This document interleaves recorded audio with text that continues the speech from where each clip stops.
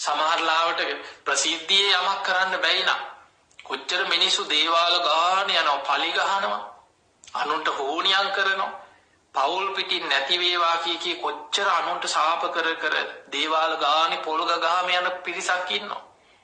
සාමාන්‍යයෙන් ලංකාවේ ගත්තාම බොහෝ පිරිසක් කෙනෙක් දියුණු වෙනවා ඉවසන්න බෑ. කෙනෙක් ලස්සනට ඇඳලා ඉන්නකොට ඉවසන්න බෑ. කෙනෙක් ගියක් දොරක් යාන වාහනයක් ගන්නකොට ඉවසන්න බෑ. ඊර්ෂ්‍යාවත් එක්ක වෛර උපදිනවා. ඊළඟට සමහරට පුංචි වචනයක් වෙන්න පුළුවන් විහිළුවක් කරන්නේ. ඒක හිතේ තියාගන්න මෝ මට මෙහෙම කිව්වා කියලා. ඔබ අහලා ඇති ධම්මපදයේ බුදුහාමුදුරු විස්තර කරන ගාථාවක් තියෙනවා. අක්කුච්චි මං අවදි මං අජිනි මං අහාසිමි. අසවලා මට මෙහෙම කිව්වා, මාව පැරදුවා, මගේ දේවල් පැහැරගත්තා, මාව පරාජය කරා, මාව ලැජ්ජ කරා. එහෙම හිතන්න මොකද වෙන්නේ? නෝපන් වෛරය උපදිනවා, උපන් වෛරය බලවත් වෙනවා. ඒකට කියන්නේ අයෝනිසෝ මනසිකාරය. කෙලෙස් ඇතිවන විදිහට කල්පනා කරනවා. පටිඝ නිමිත්තයි අයෝනිසෝ මනසිකාරයයි කියන්නේ නෝපන් වෛරය උපදිනවා, උපන් වෛරය බලවත් වෙනවා. පටිඝ නිමිත්ත කියන්නේ මොකක් හෝ නිමිත්තක්. දැන් අර සුමංගල සිටුවරයා කියපු දේ. මේ පුත්‍යලයා රැතිස්සේ ඇවිදින දවල් නිදින කියන ඔන්න නිමිත්ත. මේ මහලොකු දෙයක් නෙමෙයිනේ. හැබැයි අයෝනිසෝ මනසිකාරය තමා තුළ තියෙන මෙන්න මේක තමයි භයානකම දේ. ඒ නිමිත්ත එතනින් අතහැරියේ නැහැ. ඒ නිමිත්ත අල්ලගෙන අයෝනිසෝ මනසිකාරයේ දුනා. මට මෙහෙම කිව්වා, මෝ මට මෙහෙම කිව්වා. ඒක හිතන්න මොකද වෙන්නේ? නෝපන් වෛර උපදිනවා. උපන් ද්වේෂය බලවත් වෙනවා. පලිගන්න, විනාශ කරන්න, හිංසා සහිත සිතුවිලි දිගට පැටලි යනවා. තමන් දන්නේම නැහැ යකඩේ හටගන්න මලකඩේ යකඩේ විනාශ කරනවා වගේ ද්වේෂයෙන් වෛරයෙන් අයෝනිසෝ මනසිකාරය යෙදෙන්න තමන්ගේම විනාශය සිද්ධ වීගෙන යනවා කියලා තමන්ට තේරෙන්නේ. කල්ප ගණන් සසරේ ගෙවාගෙන යන්න සිද්ධ වෙනවා. කොහොමද අපි මේකෙන් වළකින්නේ? ඒකෙන් වළකින්නේ පටිඝ නිමිත්ත තුල යෝනිසෝ මනසිකාරය යෙදෙන්න. නිමිත්ත ඇති වෙන්න පුළුවන්. නිමිත්ත කියන්නේ මොකක් හරි සිදුවීමක්, ඇහෙන් දැකපු දෙයක්, කනෙන් අහපු දෙයක්, නාසයට දැනෙච්ච දෙයක්, දිවට දැනෙච්ච, කයට දැනෙච්ච, හිතෙන් හිතලා ගොඩනගාගත්ත දෙයක්. ඔය විදිහට තමයි නිමිති හටගන්නේ. දැන් අපි හිතමු කවුරු හරි ඔබට ඇවිල්ලා මූණට බැනලා ගියා. සරදාලා බැනලා නිඳා කරලා ගරහලා යනවා. ලැජ්ජා කරා කියලා හිතන් පිරිසක් ඉදිරියේ ඔබ ලැජ්ජා කරනවා. අන්න නිමිත්ත. එතකොට දැන් ඔබ දක්ෂ වෙන්නට ඕනේ.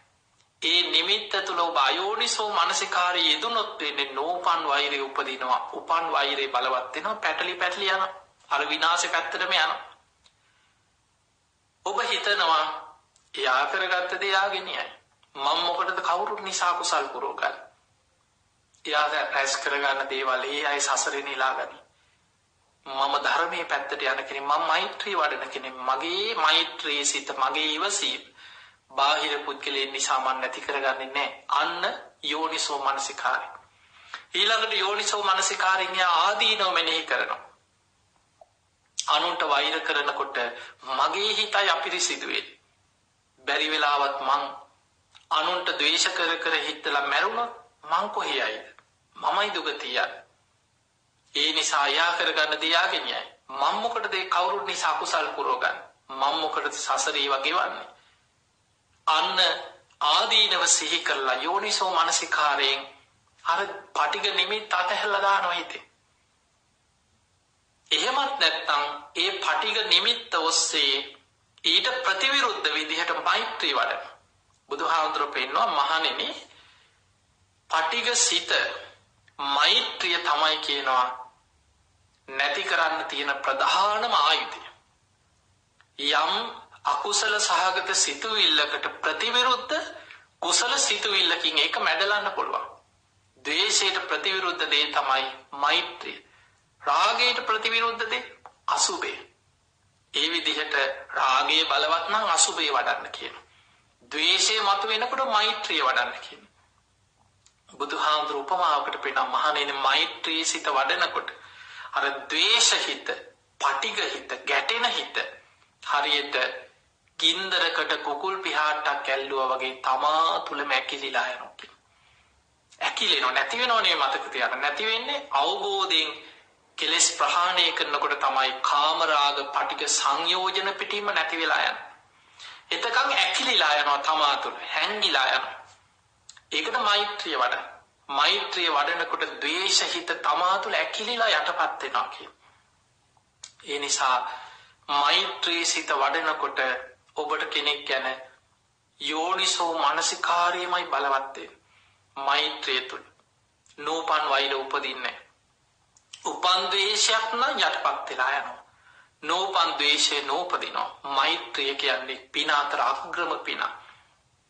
ඒ නිසා විශේෂයෙන් මතක මොකද අපි මේ ජීවත් වෙන්නේ ද්වේෂේ බලවත් යුගයක. අපි මේ ජීවත් වෙන අන්තක්කල්පේ මහා භද්‍ර කල්පේ 4 වෙනි අන්තක්කල්පේ අපි මේ ඉන්නේ.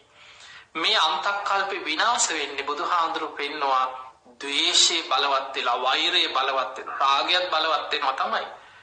අධර්ම රාගයේ විෂම ලෝභයේ මිත්‍යා ධර්මයේ මිනිස්සු එකිනෙකා ද්වේෂයෙන් මිනිස් ආවිෂ පිරිහිලා අවුරුදු 10 වෙනකොට බහල ඇති අනාගතේ මෘග සංඥා පහළ වෙලා අවියාවිද අරගෙන එකිනෙකා මරාගෙන ද්වේෂයෙන් ලේ විලක් වෙනවා කියන ලෝකේ.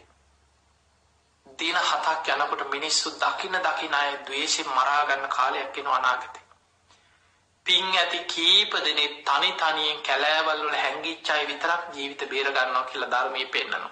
මේක තියෙන දීඝනිකාය චක්‍රවර්ති සීහනාද සූත්‍රය. ඒ නිසා අපිට පේනවා පින්වතුනි එන්නම ද්වේෂයේ බලවත් වීක. දැන් අපිට පේනවනේ සමාජයේ තියෙන අපරාධ මිනිමරු සමහර දේවල් එකින් එක බලන්න නිකන් ලංකාවේ වෙන දේවල් බලන්න ලෝකෙ වෙන දේවල් බලන්න. ඔබ අන්තර්ජාල ලෝකෙ කොහේ හිටියත් ඔබ ඕස්ට්‍රේලියාවේ හිටියත් ලංකාවේ හිටියත් ලෝකෙ කොයි කෙළවරක හිටියත් අද අන්තර්ජාලය ඔස්සේ මේ වෙන දේවල් නිතර ඔබට අහන්න ලැබෙනවා. සමහරට ඔබටම හිතෙනවා මේ අවුරුදු 20ක් 30ක් 40ක් ඇතුළත ලෝකෙට සිද්ධ වෙච්ච විනාශය මිනිස්සු දැන් මොනතරම් වෛරෙන්ද හිතා ගන්න බෑ. සමහරට දෙමව්පියෝ තමන්ගේ දරුවන්ට කරන දේවල් දරුවෝ දෙමව්පියන්ට හිතා ගන්න බැරි දේවල්. අවුරුදු ගණන් ආදරය කරපු සමහරට ස්වාමියා බිරිඳව පණ පිටින් ගිනි තියලා මරනවා. මහ විකෘති දේවල්.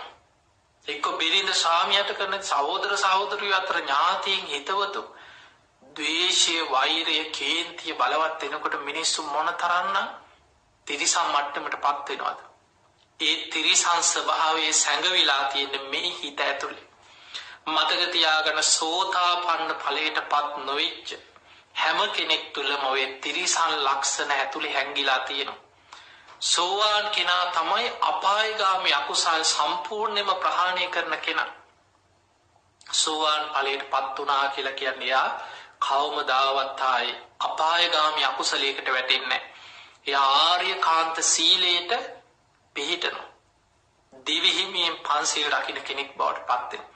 එතනින් එහා මාර්ගයට පැමිණිච්ච කෙනා පියවරෙන් පියවර මාර්ගේ වඩාගෙන ඉතිරි මාර්ගඵලත් අවබෝධ කරගෙන නිවනට යන කෙනෙක්. ඒ පිණිසයි අපි මේ බණහන්. ඒ පිණිසයි නිතර ධර්මය දියුණු කරන්නේ. ඒ පිණිසයි අපි පින් කරන්නේ ධර්ම දානෙ දෙන්නේ. ඉතින් ඒ නිසාද මේ ධර්ම දාන මේ පින්කම මේ බණ ඇසීම ධර්ම ශ්‍රවණය ඔබ හැම දිනාටම නිවන් අවබෝධයේ පිණිස ධර්මාවබෝධයේ පිණිසම පාරමිතාවක් බවට පත් වේවා. මේ ධර්ම ශ්‍රවණයෙන් රැස් කරගත් සියලු පින් ඔබ හැම දිනාටම නිවන් අවබෝධයටම ආශිර්වාදයක් වේවා.